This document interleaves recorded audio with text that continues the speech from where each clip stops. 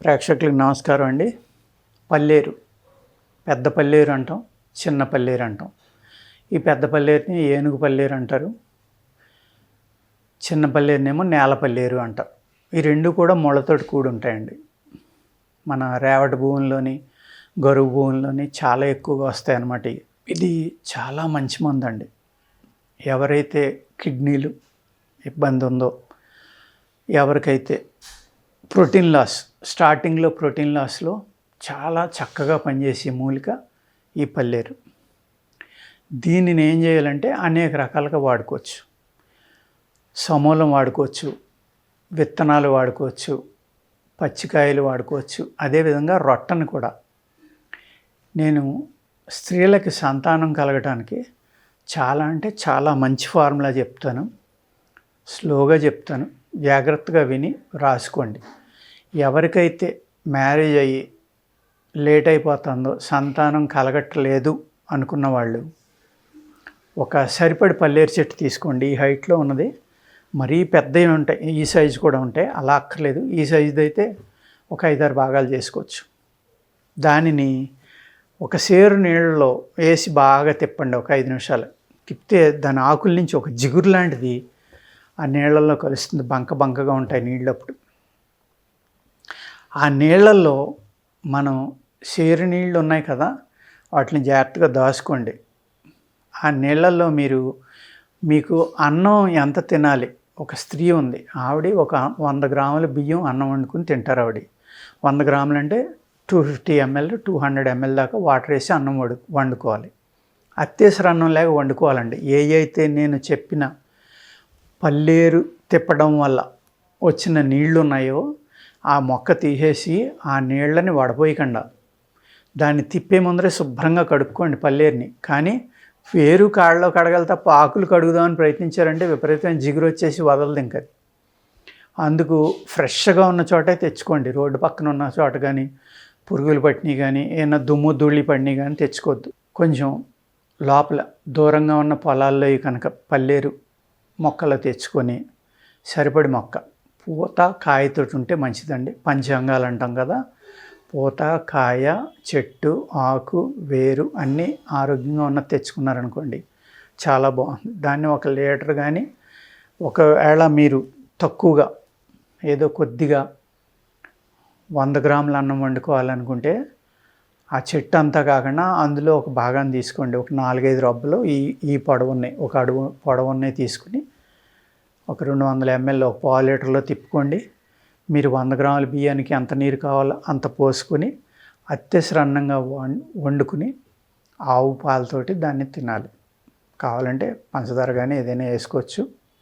ఇలాగా మీరు బహిష్టు స్నానం అయిపోయిన తర్వాత, అంటే మెన్స్ట్రువల్ సైకిల్ అయిపోయిన మన్నాడి నుంచి మొదలుపెట్టి దీనిని కంటిన్యూగా ఒక వారం పాటు ఒక 4-5 మెన్స్ట్రువల్ సైకిల్స్ కనుక మీరు తీసుకుంటే తప్పనిసరిగా సంతానం కలగటానికి ఒక చాలా చక్కని చిట్కా అండి. ఇది చాలా చక్కని మందు అన్నమాట. దీనివల్ల మూత్రవ్యాధులు నుంచి మీరు బయటపడవచ్చు. అంటే మూత్రవ్యాధులు 20 రకాలండి. ప్రమేహ వ్యాధులు అంటాం. షుగర్ ఉన్న వాళ్ళమే పనిచేస్తుంది ఇది. మూత్రం బొట్లుగా వెళ్ళే వాళ్ళకి పనిచేస్తుంది. నురగగా మూత్రం వెళ్ళే వాళ్ళకి పనిచేస్తుంది. మూత్రంలో ప్రోటీన్ వెళ్ళిపోయే వాళ్ళ మీద పనిచేస్తుంది. అలాగే కిడ్నీలో జామ్లు ఏమన్నా ఉంటే వాటిని తీసేస్తుంది. నెఫ్రాన్స్ చక్కగా ఫిల్టర్ చేసేలాగా చేస్తుంది. కిడ్నీలో బ్లాకేజ్ ఉన్న వాళ్ళని కరిగిస్తుంది. మూత్ర ద్వారం అంటే మీరు బయటికి మూత్రం పిసి బయటకు వచ్చే ఆ నాళాలు ఏవైతే ఉన్నాయో ఆ నాళాల్లో మంట కానీ, పుండు కానీ, కిడ్నీలో పుండు కానీ, గాల్ బ్లాడర్లో పుండు కానీ, మూత్రావయవాల్లో ఉన్న పుళ్ళు కానీ అన్నిటిని తగ్గించడానికి చక్కగా పనిచేస్తుంది అన్నమాట. ఈ విధంగా మగతనం కావాలి, బలం కావాలి అనుకున్న వాళ్ళు కూడా తీసుకోవచ్చు. అదేవిధంగా స్త్రీ పురుషులు ఇద్దరు కూడా నేను చెప్పిన అన్నాన్ని తినొచ్చండి. తింటే ఏమవుతుందంటే ఇద్దరిలోనే శక్తి పెరిగి అయితే ఈ అవయవాల్లో ఉన్న క్రిములు కానీ ఇవి కానీ ఉన్నాయో అవి బయటకు వచ్చేసినాయి అనుకోండి, ఆటోమేటిక్గా మగతనం పెరుగుతుంది. స్త్రీకేమో క్షేత్రశుద్ధి అవుతుంది, పురుషునికి బీజశుద్ధి జరుగుతుంది. అర్థమైంది కదండి. ఈ పల్లేరుని మీరు వాడుకుంటారు కదా, బలానికి లేహ్యాల్లో చాలామంది పల్లేరు వాడుతూ ఉంటారు. ఈ పల్లేరుని ముళ్ళులు కట్ చేసేసండి, దానికి ముళ్ళులు ఉంటాయి. పల్లేరు చూర్ణం తప్పనిసరిగా మీరు వస్త్రగాలం చేసుకోవాలి. పల్లేరు చూర్ణం దేంట్లైనా వాడుకున్నప్పుడు వస్త్రగాలం చేసుకోకపోతే ఈ ముళ్ళు అనే మొలకలు కనుక సరిగ్గా ఉండిపోయినాయి అనుకోండి, అందులో చూర్ణం అవ్వలేదనుకోండి, మీరు తీసుకున్న తర్వాత లోపల ఎక్కడైనా గుచ్చుకోవడానికి, అడ్డుపట్టడానికి, మీరు పేగులు గాయం చేయడానికి కూడా ఆస్కారం ఉంది. కాబట్టి ఆ పల్లేరు ముళ్ళు అయితే ఉన్నాయో కట్ చేసేసి, ఆ కట్ చేసిన తర్వాత దాన్ని పాలలో ఉడకబెట్టుకుని చేసుకుంటే కనుక అది అమృతంలాగా మీకు ఉపయోగపడుతుందండి. ఈ పల్లేరు సమూల కషాయం కానీ, సమూల చూర్ణం కూడా మీరు మాకు దొరకదండి, పల్లేరు వర్షాకాలం ఒకటే దొరుకుతుంది కదా, తర్వాత దొరకదు అనుకున్న వాళ్ళు ఏం చేయాలంటే, ఈ వర్షాకాలంలోనే పంచాంగాలతో ఉండగా జాగ్రత్తగా తెచ్చుకుని నీడను ఆరబెట్టుకుని దాన్ని చిన్న ముక్కలుగా కొట్టుకుని చూర్ణం చేసుకుని ఆ చూర్ణాన్ని కషాయంగా చేసుకుని, ఆ కషాయంతో ఈ విధంగా మీరు అత్తెసర అన్నం వండుకొని తీసుకున్నా కూడా మీకు పైన నేను చెప్పిన ఫలితాలన్నీ వస్తాయన్నమాట. ఈ పల్లేరుని సమూలం తీసుకుని రసం, అంటే బాగా జిగురుగా ఉంటుంది, కష్టం అండి రసం తీయటం, అయినా సరే ప్రయత్నించండి. గుడ్డలో వేసి బాగా పిండి 2 వంతులు ఆ రసం తీసుకోండి, 1 వంతు నువ్వుల నూనె తీసుకోండి. తీసుకుని ఆ రసం నువ్వుల నూనెలో ఎగిరిపోయేదాకా సన్నని మంట మీద కనుక మీరు కాసి ఫిల్టర్ చేసుకున్న తర్వాత ఆ రసాన్ని, ఆ నూనెని, రసం ఎగిరిపోయిన తర్వాత మిగిలిన నూనెని మనం కీళ్ళ నొప్పులకు రాసుకున్నా, ఒంటి నొప్పులకు రాసుకున్నా కూడా పనిచేస్తుందండి.